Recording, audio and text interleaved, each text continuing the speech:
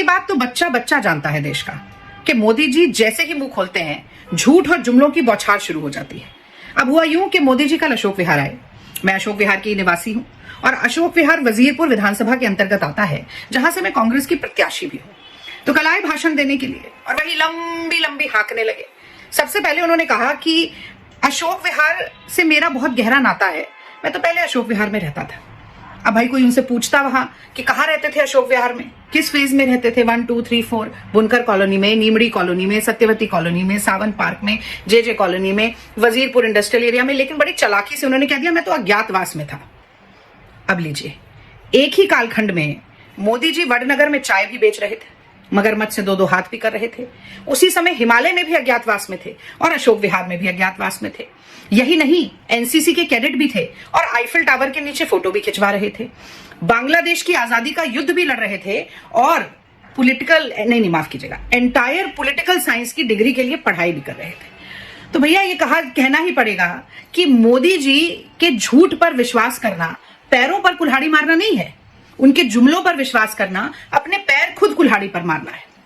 और फिर हम तो बचपन से ये सुनते आए कि कोई ना कोई ऐसा पौधा जरूर लगाना चाहिए जो वृक्ष बने और उस वृक्ष की छाया, उस वृक्ष का फल किसी और को मिले। ये परोपकार होता है, नेकी होती है। लेकिन भारतीय जनता पार्टी संघ और मोदी जी को तो भाई नेकी का कोई मतलब ही नहीं पता, ना भी नहीं पता। तो कांग्रेस पार्टी ने एक दूरदृष्टि के साथ जे क्लस्टर की डेवलपमेंट का प्लान बनाया। 15 फरवरी 2009 के दिन जेलर वाला बाग के जिन फ्लैट्स का लोकार्पण कल मोदी जी ने किया, उनकी नींव रखी गई, उनका शिलान्यास किया गया। उसमें अजय माकन जी, कपिल सिब्बल जी, संदीप दीक्षित जी और वहां तब के तत्कालीन कांग्रेस के विधायक हरिशंकर गुप्ता जी मौजूद थे। जब तक 2009 से हमारी सरकार रही, आधे से ज्यादा फ्लैट्स का निर्माण हो गया और पिछले 10 साल में इस काम को खींचते रहे कि एन चुनाव से पहले लोकार्पण कर दिया जाए। वो भी कर दिया मोदी जी ने, लेकिन कोई जिक्र नहीं किया कि ये किसकी दूरदृष्टि थी, किसका प्लान था, किसने आधा निर्माण किया। वो क्या है ना कि मोदी जी की आदत है, दूसरे की लकीर जब तक मिटाएंगे नहीं तो उनकी लकीर कैसे लंबी होगी।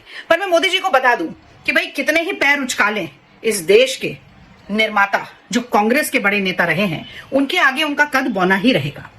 अब एक बात और कह दें, कल सावरकर बहुत किया मोदी जी ने। जिस कॉलेज का नाम सावरकर रखा था तो उसमें कुछ नामों के बीच में चुनाव होना था। उसमें सावित्रीबाई फुले भी थी, कल उनकी जन्म जयंती थी, उनके ऊपर नाम रखा जा सकता था कॉलेज का। सरदार पटेल थे, नकार दिया मोदी जी ने। स्वामी विवेकानंद थे, उनको भी नकार दिया मोदी जी ने। और सावरकर नैरेटिव को दिल्ली में मेन स्ट्रीम करने की एक बड़ी ही नाकामयाब कोशिश की। पहले तो मैं बता दूं कि मोदी रीति सदा चली आई, जो कह जाएं वो कभी ना निभाई। तो जैसे दरभंगा का एम्स बना, वैसे ही ये कॉलेज बनने वाला है। 10 साल से 7 सांसद हैं भारतीय जनता पार्टी के, एक नया कॉलेज नहीं बन पाया। हाँ, अब चुनावी बिगुल जरूर बजाएंगे और चुनावी जुमले छोड़ेंगे। और जहां तक सावरकर जी की बात है, बहुत लंबी कहानी कहने की जरूरत नहीं है। इतिहास गवाह है कि सावरकर जी किसी संवैधानिक पद पर तो रहे नहीं। सावरकर जी तो जो हमारा स्वतंत्रता संग्राम था उसकी भी मुखालफत करते रहते थे। उन्होंने भारत छोड़ो आंदोलन 1942 में जो हुआ उसका विरोध किया। 1937 में सबसे पहले हिंदू और मुस्लिम राष्ट्र की बात की, 2 नेशन थ्योरी दी।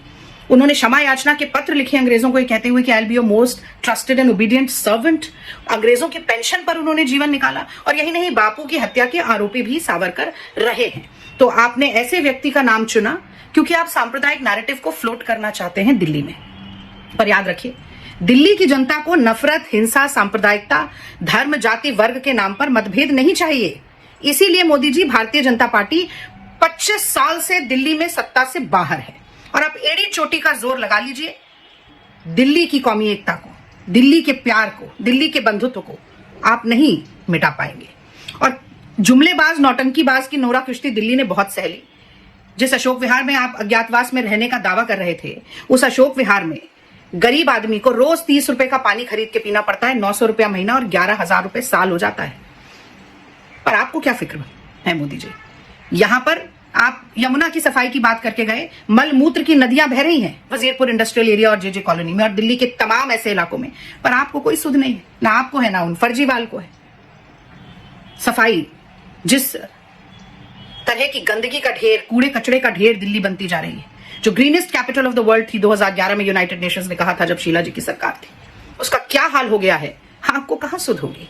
क्योंकि आपकी जो विराट आत्ममुग्धता है और जो आपका पेंडोरास बॉक्स है झूठ का, वो तो पूरे समय भरा ही रहता है। तो ना झाड़ू का झांसा और ना फूल की भूल, इस बार हाथ बदलेगा हालात मोदी जी, क्योंकि वक्त है बदलाव का। जय हिंद, जय भारत।